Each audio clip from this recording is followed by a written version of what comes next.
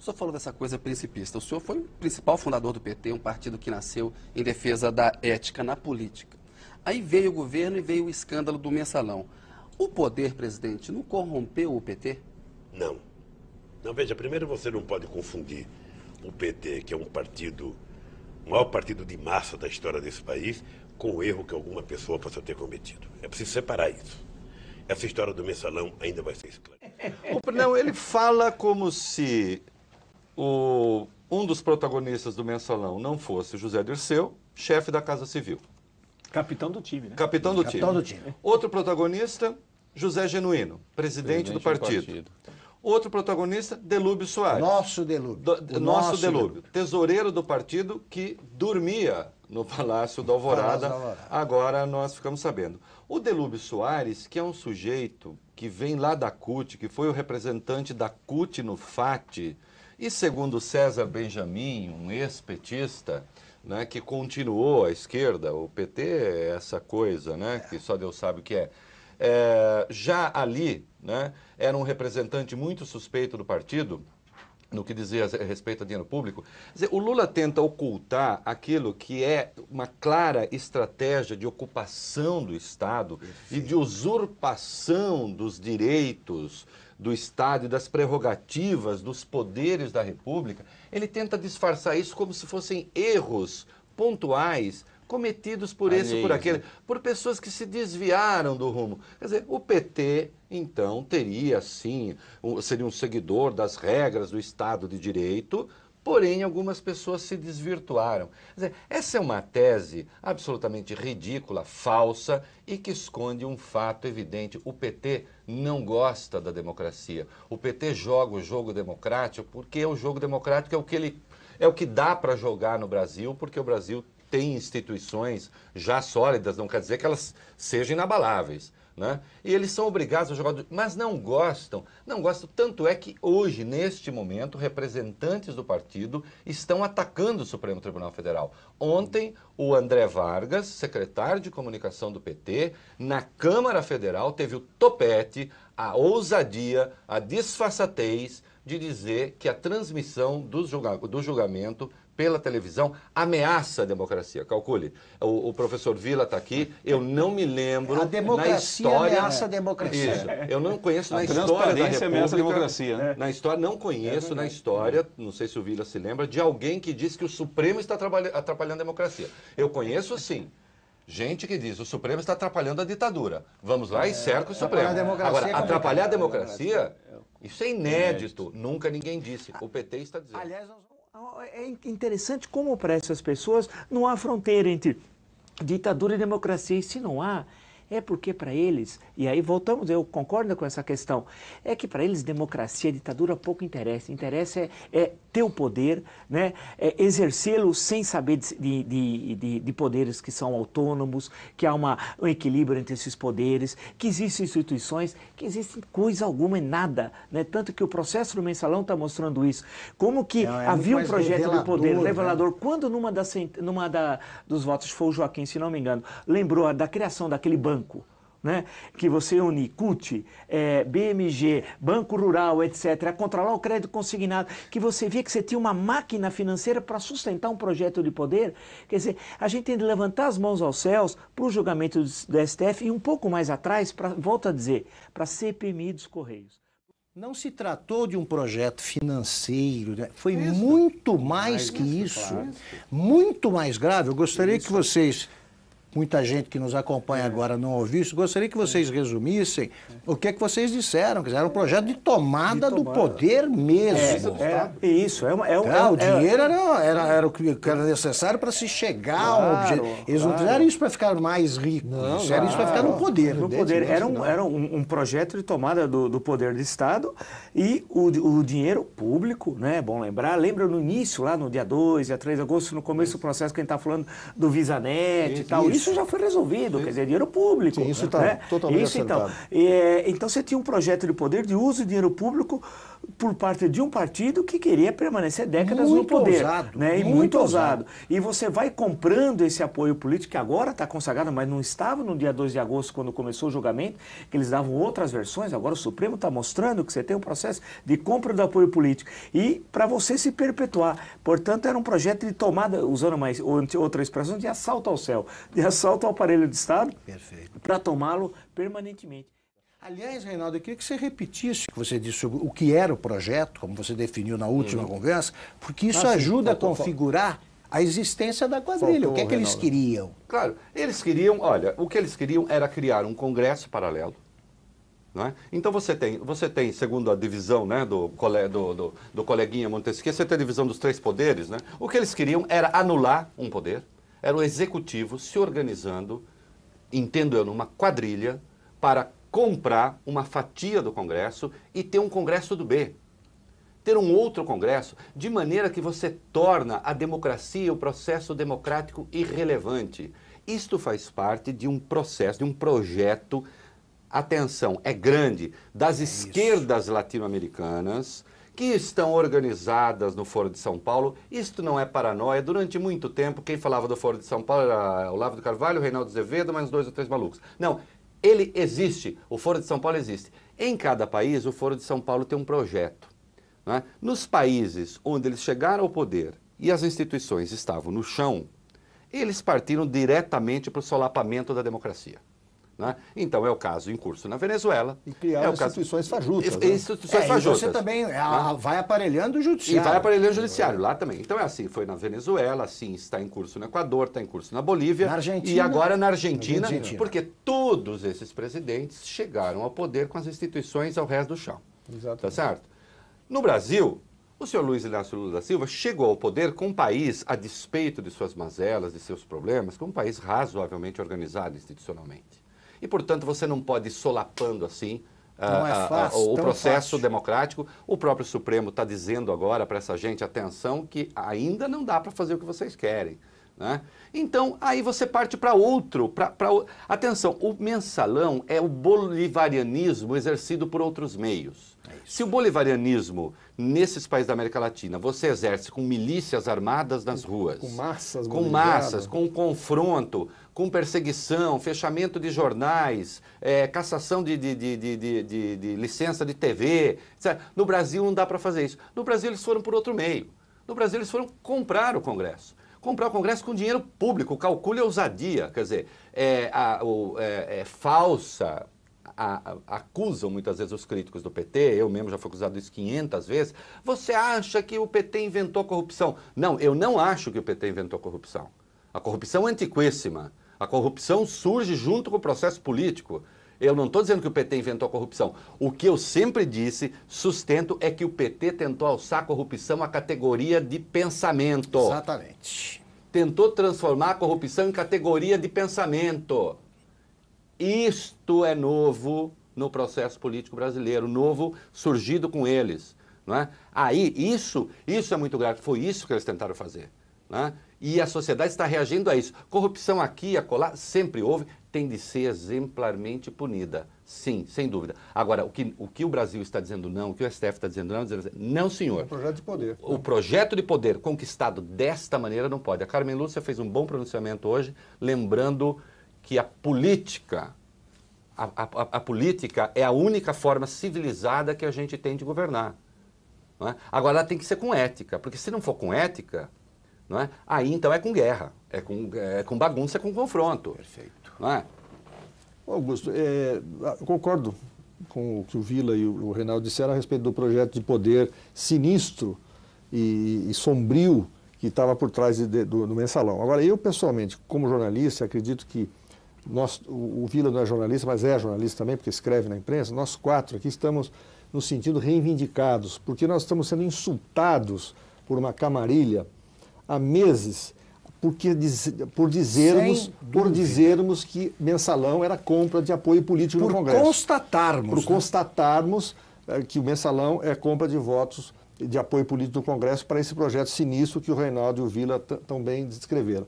E agora nós estamos vendo o Supremo Tribunal Federal, instituição respeitável e composta majoritariamente por ministros indicados por governos petistas, É bom lembrar dizer sempre isso. claramente que houve o mensalão, que o mensalão foi com dinheiro público, foi com roubalheira e se destinou a comprar apoio político. Então a gente está sendo atacado, xingado e achincalhado há meses por uma série de blogs sujos e por leitores cuja condição de leitor é bastante suspeita. Delinquente. Por dizermos isso que hoje o Supremo Tribunal está confirmando por esmagadora maioria. E finalmente, agora só, Augusto, encerro mesmo, minhas palavras valendo por exéquias políticas para um senhor chamado Delfim Neto, Muito bem signatário lembrado. do AI-5, Muito bem lembrado. que havia conseguido, pelo menos intelectualmente, participar do debate democrático de maneira digna, escreveu um artigo, cujo nome é Lula, como se fosse as 4 letras que designam Deus em português, né? Escreve ameaçando a imprensa com controle da mídia, essa bobajada toda sobre a qual o PT fala, e segundo ele, porque o presidente Lula estaria sendo ofendido. O uso do cachimbo, o uso do cachimbo pelo senhor Delfim Neto durante alguns anos, com o AI-5 na mão, deixou-lhe a boca torta.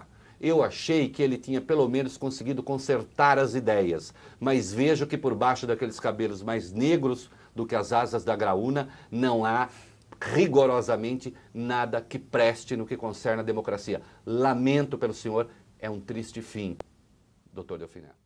Complementando, na reunião que aprovou o AI-5, Delfim Neto considerou o texto insuficiente porque ele defendia a ampliação das medidas para que fosse coberta a área econômica também. E falsificou o índice de inflação de 73, hein? Sempre. Vamos lembrar que quando ele falsificou o índice, Exato. que deu origem, inclusive, ao movimento de reposição salarial no ABC, liderado pelo Lula, em 77. Né? Ele falsificou o índice dizendo que era de 13,5 e tinha sido, segundo o Banco Mundial, de 24 e tal. Né? Ele falsificou, isso é uma coisa inacreditável. Hoje nos estendemos um pouco mais, espero que sem exagero. Estamos terminando o 22º debate sobre o julgamento do Mensalão, transmitido ao vivo pelo site de Veja. Muito obrigado ao Reinaldo Azevedo, Ricardo Sete de novo, tá? Continuaremos por telefone. Marco Antônio Villa. Voltaremos na segunda-feira, depois da sessão do Supremo Tribunal Federal, para o 23º debate. Muito obrigado e até lá.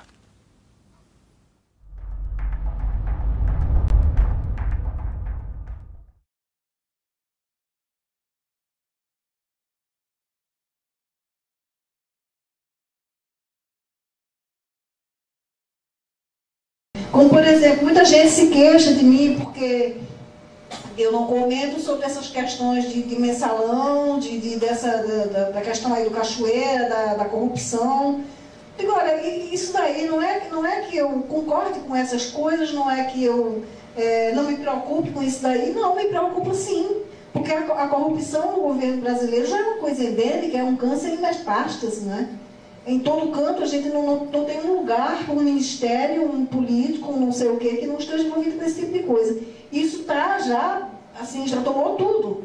Mas acontece que isso não é a raiz, isso não é a fundamental. Isso daí é consequência, isso não é causa. A gente tem que ver as causas. O que é que provoca isso daí? Para que é que essas pessoas querem tanto dinheiro? Para que é que elas roubam? Para que é que elas corrompem tanto? Uma das coisas, um dos projetos, é de se fechar o Congresso. Isso é um projeto antigo dos comunistas, é de acabar com o Congresso. Então, o que eles fazem? Eles corrompem o Congresso de uma forma tal que as pessoas, inclusive, eu já vi muita gente pedindo isso. Fecha o Congresso, acaba, para que político, não sei o quê. Isso é necessário, o Congresso é necessário em todo o país. Agora, por que querem acabar o daqui? Porque está tão podre que as pessoas não aguentam mais. Então, acha que acabando é que vai ser a solução. E acabar é exatamente o que eles querem. Entende? É isso que eu estava falando com relação à história do Lúcio Gutierrez. Eles criam o caos para as pessoas começarem a se revoltar e pedir exatamente aquilo que eles querem.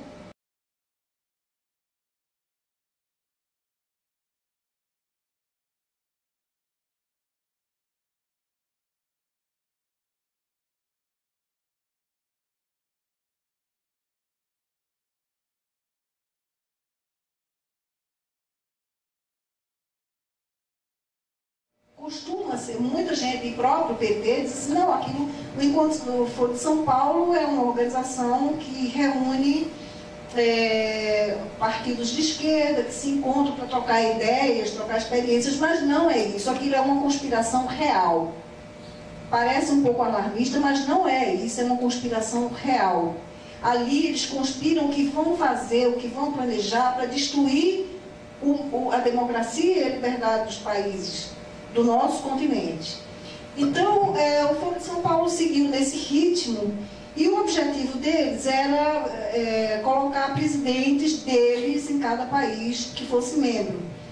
O primeiro, quando inauguraram, o primeiro que tinha o poder, que eu não vou chamar de presidente porque não é, nunca foi, era um ditador, era Fidel Castro. Não é? Mas era o governante de um país, era Fidel Castro, não tinha mais nenhum outro.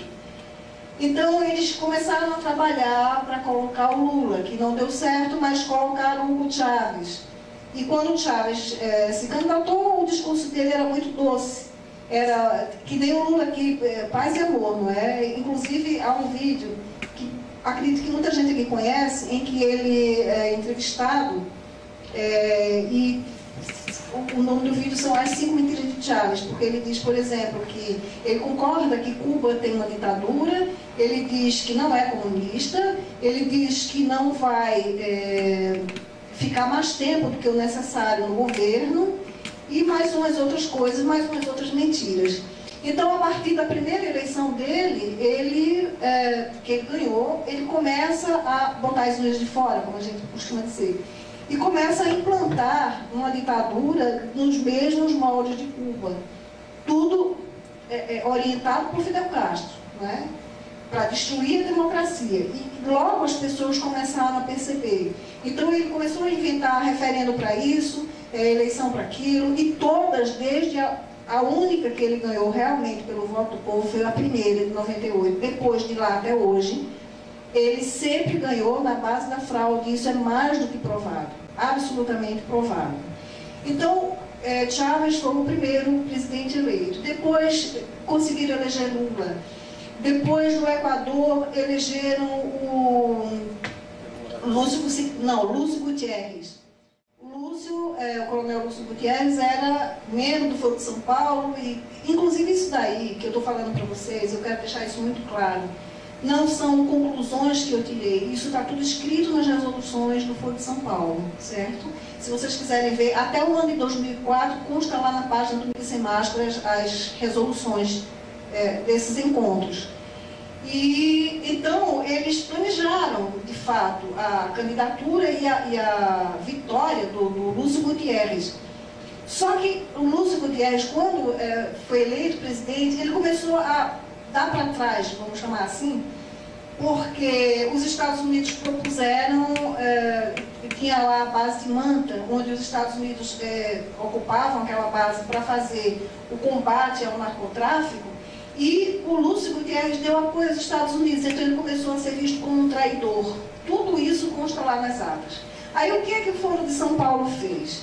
Começa a instigar a massa de manobra, né, os idiotas úteis, de estudantes, de operários, de sem terra, de sem teto, começa a manipular essas pessoas para criar o caos. Com manifestações, com quebra-quebra, com incêndio, com não sei o quê. Essas pessoas vão fazendo isso até um ponto em que o caos se estabeleceu e as pessoas não aguentam mais aquilo. E começam a se queixar do presidente, botam a culpa no presidente, é o presidente que é incompetente, vamos botar esse ano para fora. É essa a tática deles, eles criam um caos para depois vir com a solução, que é a solução deles, de implantar o que eles querem. Em 2004, no Fórum Social Mundial que aconteceu em Porto Alegre, na época o Lula tinha feito alguma coisa que as pessoas estavam, não sei se foi o MST, alguém que estava insatisfeito com ele, e no discurso dele, as pessoas começaram a vaiar, e Chávez estava presente nesse encontro, e ele falou o seguinte: olha, não façam isso com o companheiro Lula, porque vocês têm que ver que o Brasil é um país muito grande, então é como se eu corresse com um Fórmula 1 e ele corresse com um Fusca. Então, na Colômbia, na Venezuela, a coisa eu pude implantar o socialismo com muito mais rapidez, porque é um país menor. Mas no Brasil não pode ser assim, tem que ir devagar.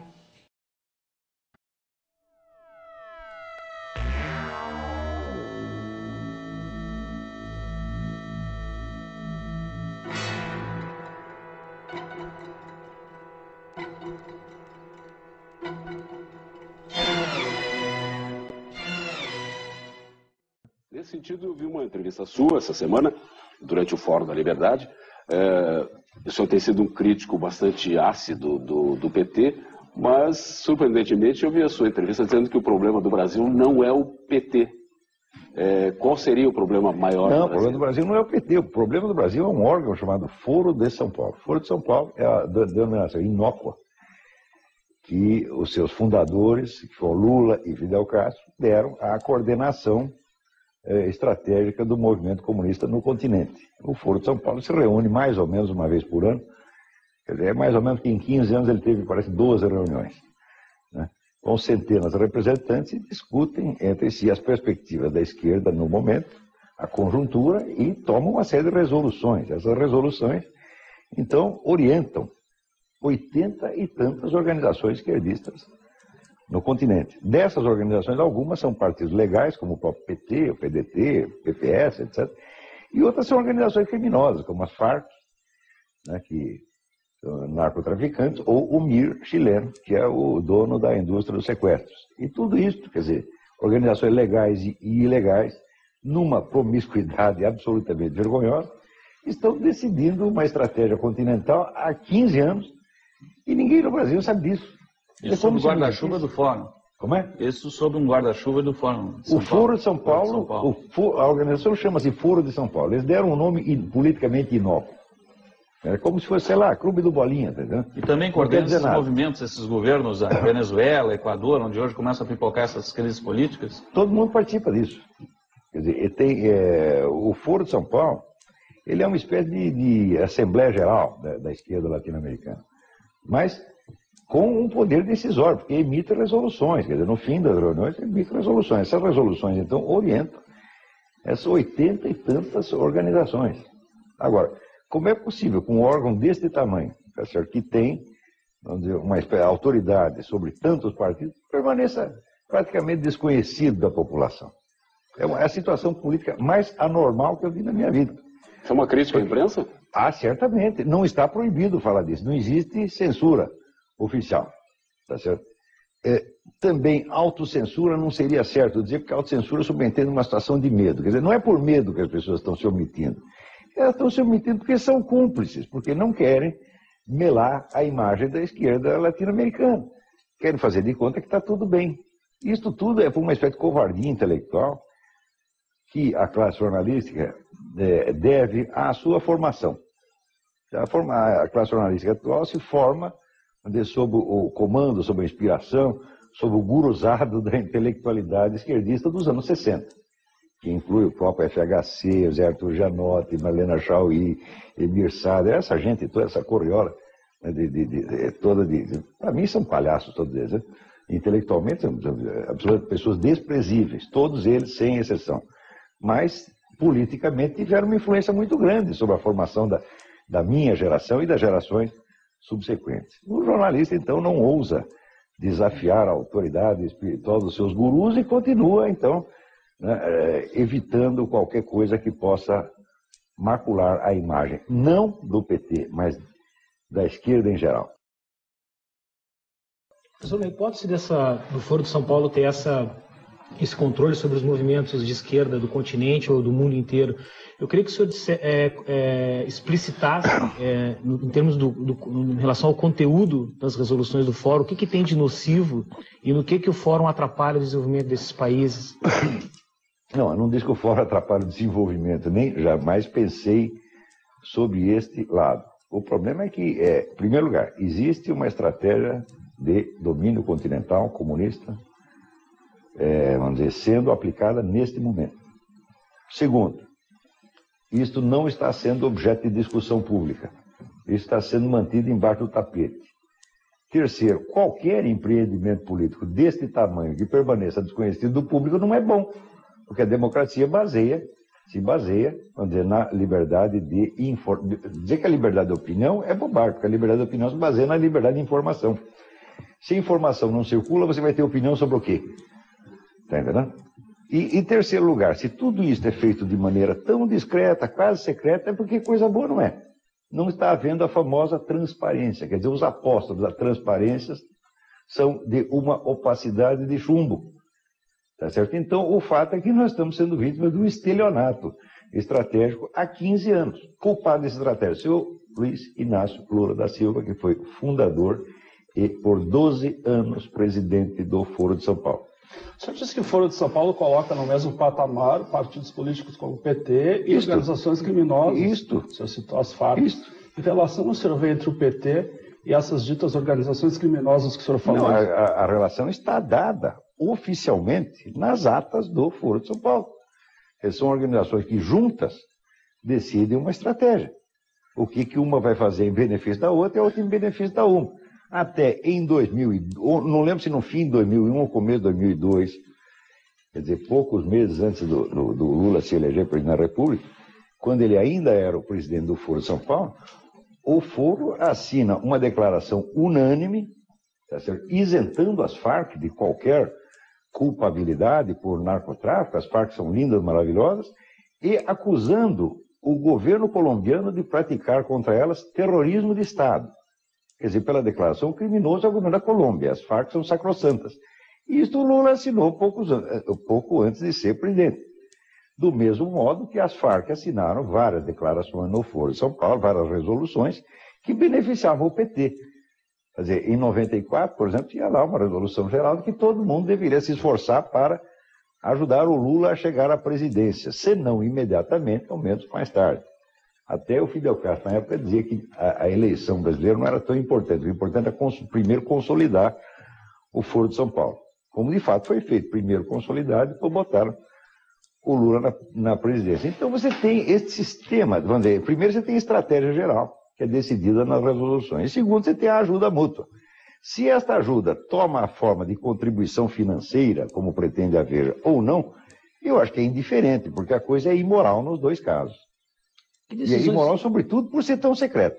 Professor, que decisões do atual governo, do presidente Lula, evidenciam resoluções do Foro de São Paulo?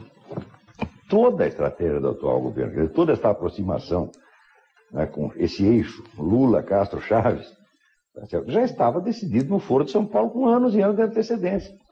Agora, para você ver como a nossa imprensa, sobretudo do Rio de São Paulo, aqui um pouco menos, a imprensa do Rio de Janeiro e de São Paulo é calhorda. Em 2001, mais ou menos, houve um analista político americano chamado Constantine Mendes, que é do Hudson Institute, e ele fez análise dizendo que estava em formação o famoso eixo Lula-Castro-Chaves.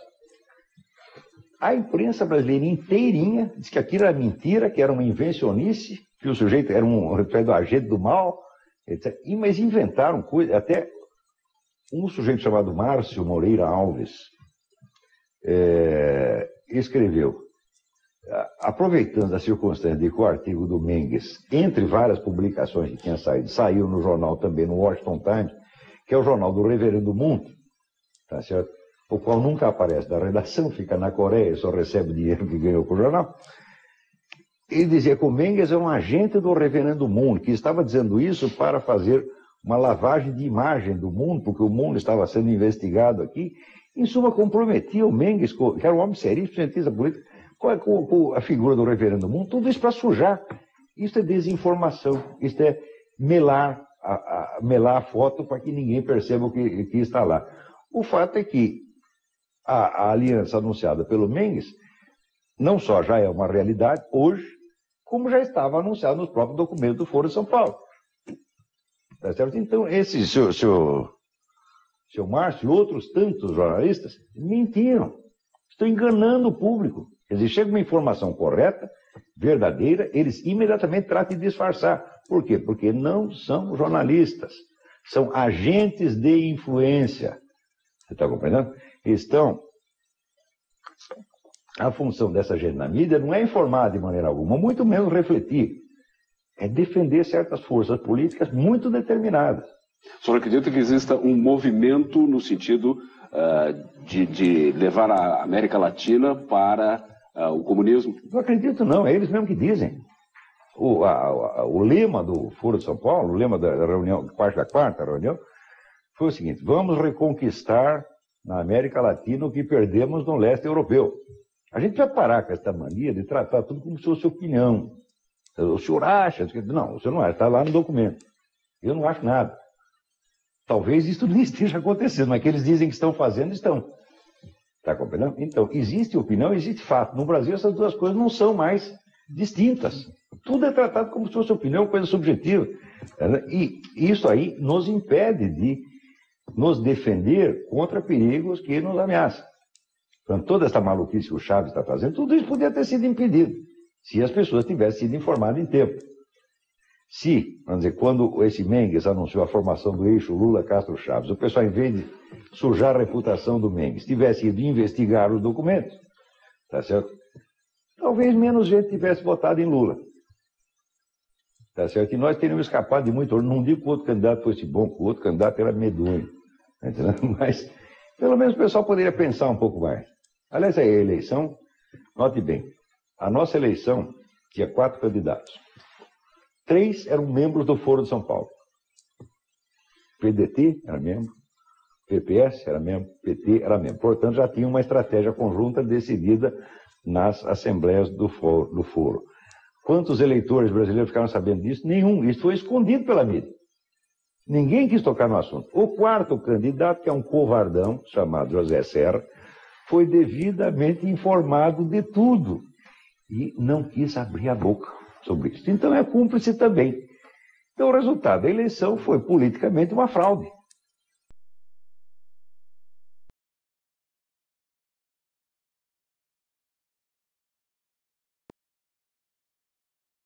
Não pode falar mal da Farc. A Farc, nós sabemos perfeitamente que líderes das Farc percorriam o Brasil sob a proteção do nosso governo. Aqui foram recebidos no Palácio como hóspedes oficiais pelo seu Olívio Dutra, quase ao mesmo tempo em que o Fernandinho Beiramar, preso na Colômbia, confessava que comprava 200 toneladas anuais de cocaína das Farc para distribuir no mercado brasileiro.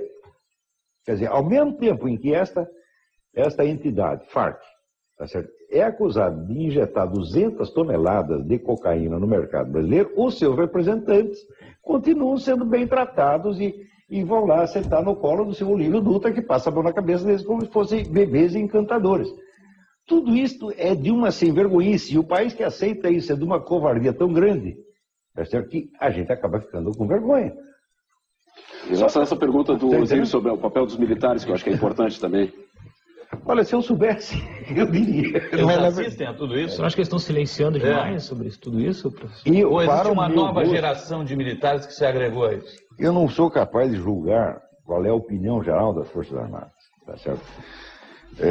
Melhor seria perguntar para esses camaradas que não largam o quartel, como o seu Márcio Moreira Alves, por exemplo, né?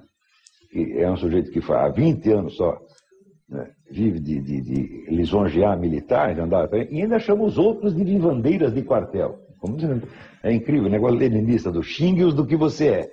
Tá? Então, eu realmente não sei, eu não tenho informação suficiente para dizer isso. Queria eu saber, porque esse é um fator decisivo. O que as Forças Armadas acham disso? Acho que elas estão muito quietas. A gente sabe que existem grupos, às vezes, que publicam jornaizinhos, essa coisa, reclamam contra isso, mas não sei nem se eles, não sou capaz de dizer nem se eles têm uma visão clara do que está acontecendo e do tamanho do problema que está sendo criado.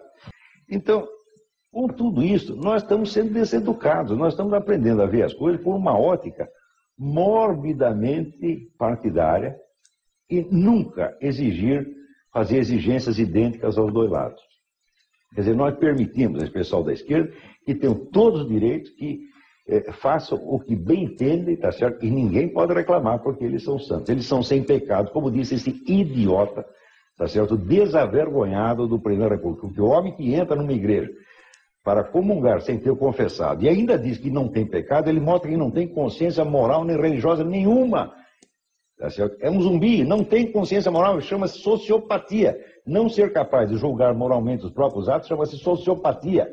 E nós somos governados por um sociopata, que no instante em que ele faz um assinte, um insulto contra a igreja a que ele pertence, desse mesmo instante diz: eu sou um homem sem pecado. Então ele não é capaz de se julgar a si mesmo. É gravíssimo isso.